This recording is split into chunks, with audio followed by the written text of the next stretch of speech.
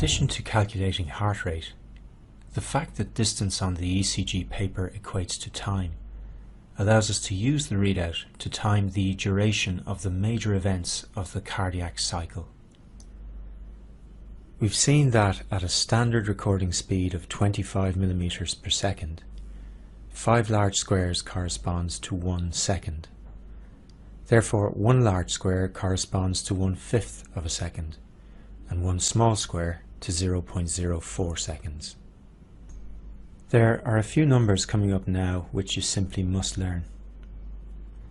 In a normal heart, the time between the onset of atrial depolarization, the beginning of the P wave, and the onset of ventricular depolarization, the beginning of the QRS complex, varies between 0.12 and 0.2 seconds, or between 3 and 5 small squares. This is the PR interval. The PR interval is made up of a number of elements. The first component, represented here in blue, is the time taken for the depolarization wave, normally generated from the SA node, to traverse the atria and reach the AV node. You will notice that depolarization reaches the AV node well before the end of the P wave. However, the AV node delays the transit of the impulse into the ventricles. This physiological delay in the AV node is the second major component of the PR interval. The third contributor to the interval, shown here in green, is the time taken by the depolarization wave to transit through the bundle of His and the branches of the intraventricular conducting system. You will learn later that many important disorders are associated with alterations in different components of the PR interval, manifesting as abnormal shortening or prolongation of this parameter on the ECG. Analysis of the PR interval plays a central role in diagnosing many different disorders of the heart. The PR interval ends with the release of current into the main muscle mass of the septum and ventricles from the terminal branches of the intraventricular conducting system. On the ECG, this point is marked by the onset of the QRS complex, and the next key value we need to learn is the duration of the QRS complex.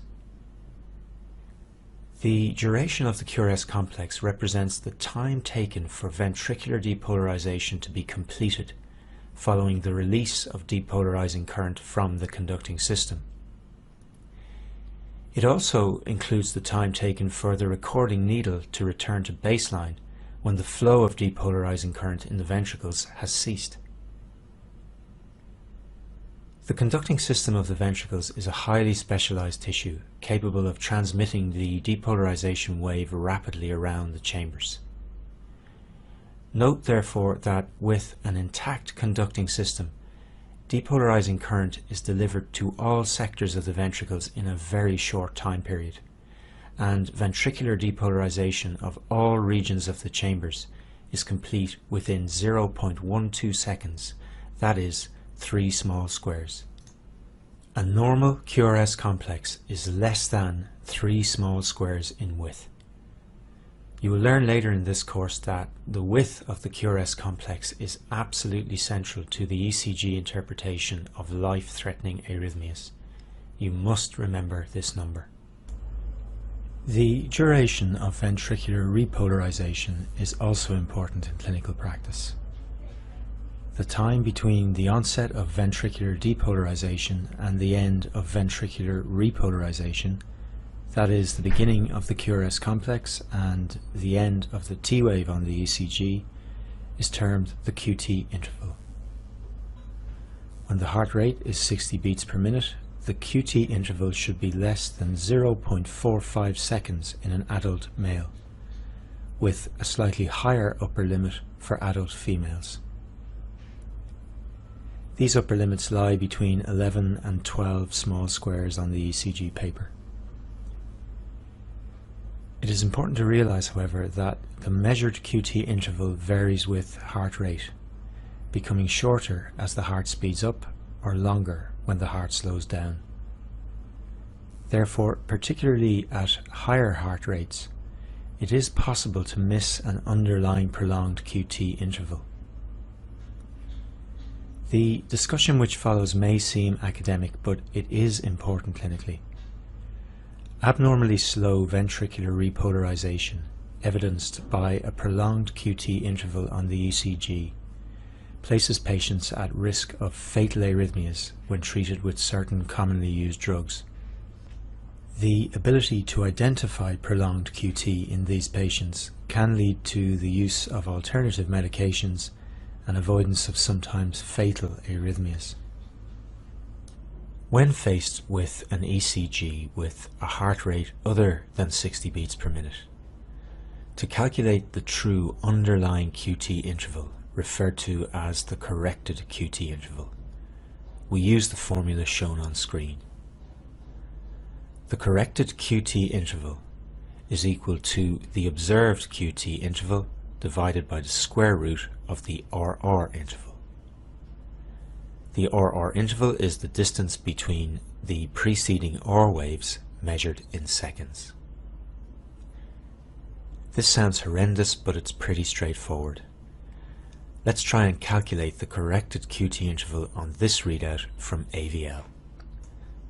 The patient is male and the heart rate is 100 beats per minute. The observed QT interval on the ECG is 8 small squares, or 0.32 seconds. The immediately preceding RR interval is 3 large squares, or 0.6 seconds. So the corrected QT is 0.32 divided by the square root of 0.6. This computes at 0.41 seconds, well within our upper limit of 0.45 seconds. So this patient does not have prolonged QT. To give you a simple rule of thumb, when you look at an ECG, if the observed QT interval is more than half the RR interval, at least consider the possibility of prolonged QT. The use of AVL in this example is quite deliberate. For reasons we will discuss in a moment, there is variation in the length of the QT interval between different leads. Also, for technical reasons, it can be difficult to identify the end of the T wave in many leads. It is recommended, therefore, that you analyze the QT interval in one of 4 leads: AVL, AVR, or one of the right-sided chest leads, V1 or V2. We should point out that the equation we have used here to calculate the corrected QT was developed from empirical observations on male volunteers in the 1920s. While useful, it does not yield perfect results, particularly at high heart rates. In addition, as well as varying with gender, heart rate, and between leads, the QT interval also varies with age, and even with the time of day. We don't raise these issues to confuse you, but merely to emphasize that it is difficult to assess the clinical significance of minor levels of QT prolongation above these accepted upper limits. The key is not to miss gross prolongation or major changes in the interval. Before we summarize the normal values outlined in this video, there are some further issues in the analysis of the duration of the events of the cardiac cycle of which you should be aware. In an earlier video, we studied the manner in which ECG leads record depolarization and repolarization. We learned how the direction of travel of a depolarizing or repolarizing current relative to a lead is the key determinant of the sign of the deflection produced in that lead. We will expand on this analysis in future videos. However, for now, it is important to realize that if a depolarizing or repolarizing current is traveling at 90 degrees relative to a lead, it will not be recorded by that lead. As the ECG leads record electrical events from different perspectives, a lead observing this current from a different angle will record it. One important consequence of this is that an electrical event in the heart may be recorded by some leads but missed by others. For this and many other reasons, the duration of the major events of the cardiac cycle appears to vary between ECG leads. Looking at this stylized example, in the 3 model leads shown, the current generating this small physiological Q wave in lead X has not been detected by lead Y, while the current generating this small S wave in lead Z has not been detected by lead X. So which readout represents the true QRS duration? In fact, the true QRS duration is represented by the difference in time between the earliest ventricular depolarizing current detected in any lead and the latest ventricular depolarizing current detected in any lead. So in this simplified example, the true QRS duration is enclosed between the blue lines. Extending this type of analysis to 12 leads is obviously not possible with the human eye. As a compromise, when analysing the QRS duration on an ECG, we choose the lead with the widest QRS duration. When analysed manually, the width of the QRS complexes in the lead with the widest complexes defines the QRS duration on the ECG. We use the term manually as most modern digital ECG machines are capable of recording all 12 leads simultaneously and use computer programs to identify the times of the earliest and latest deflections of the QRS complexes in all leads. These machines then report this integrated QRS duration on the printout. This tends to represent an accurate estimate of the duration of all of the events of ventricular depolarization and will always tend to be longer than the human estimate based on the analysis of the widest QRS duration. Exactly the same problems exist for the analysis of the PR interval and the QT interval, and modern machines will present you with an integrated value calculated using all 12 leads. The computerized calculations attempt to eliminate many of the problems we outlined when discussing estimation of the corrected QT. These machines will even present you with a diagnosis.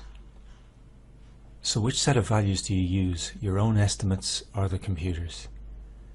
Well, both have merits, but it is important to realize that the computer analysis has its own difficulties and limitations. At the present time, the analysis of the most complex of ECGs still rests with you, so you must be able to do it from basic principles. And to do so, you must understand or at least be aware of these principles. The importance of the normal values outlined in this video will become increasingly obvious as we discuss the ECG in disease states. Memorize them. The PR interval, 3 to 5 small squares. The QRS complex duration, less than 3 small squares. And the QT interval, an upper limit of just over 11 small squares at a heart rate of 60 beats per minute, and approximately less than half the RR interval at other heart rates.